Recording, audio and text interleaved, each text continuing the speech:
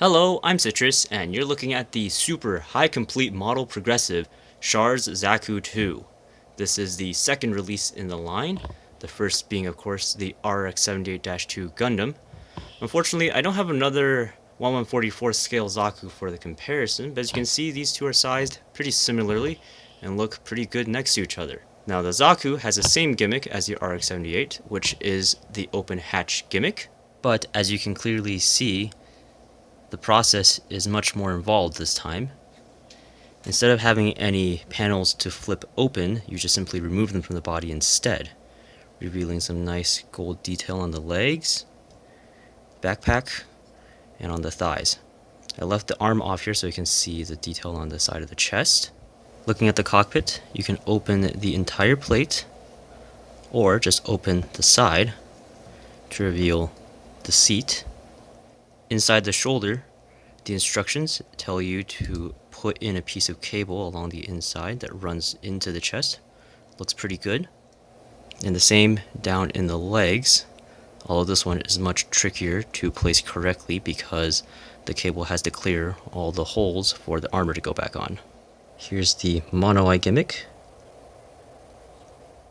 With all the armor back on, you can get a pretty good look at all the decals. Noticeably absent is the die cast. Everything on this figure is basically plastic, but the articulation is still pretty good. Full bend elbows, knees, and kind of a weird waist arrangement where these are attached to the upper torso, so they move on top like this, and you get just a little bit of movement back and forth and side to side, even though there's two joints. Not too much twisting. And down here in the ankles, you have decent range in the front, but the rest of the foot moves a good bit less. First up, kind of a wide pose with the classic Heat Hawk. Here is a crouching pose with the 360mm bazooka.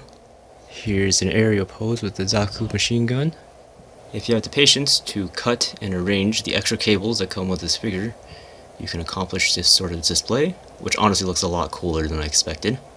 Packing only 3 accessories, it's pretty fair to say that this figure isn't as fully featured as its Gundam counterpart.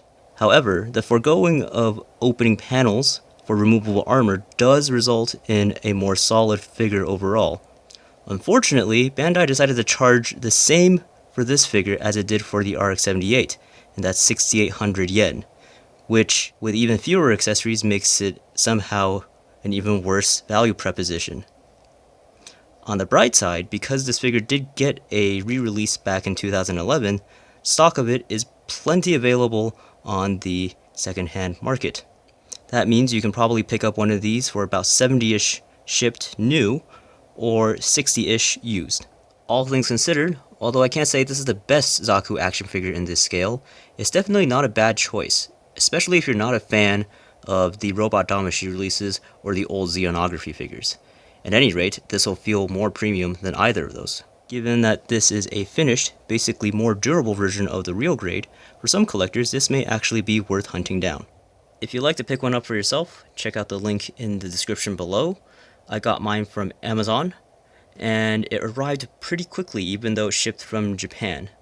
As a matter of fact, most of the Gunpla prices on Amazon nowadays are actually pretty competitive with Japanese retailers. Japanese kits will still take about 2 weeks to get here by registered mail, but if you buy anything that Amazon ships themselves, you can get it in less than a week. And of course, if you do decide to buy anything through one of my links, I will get a little bit of commission, and that'll help me make more videos for you guys.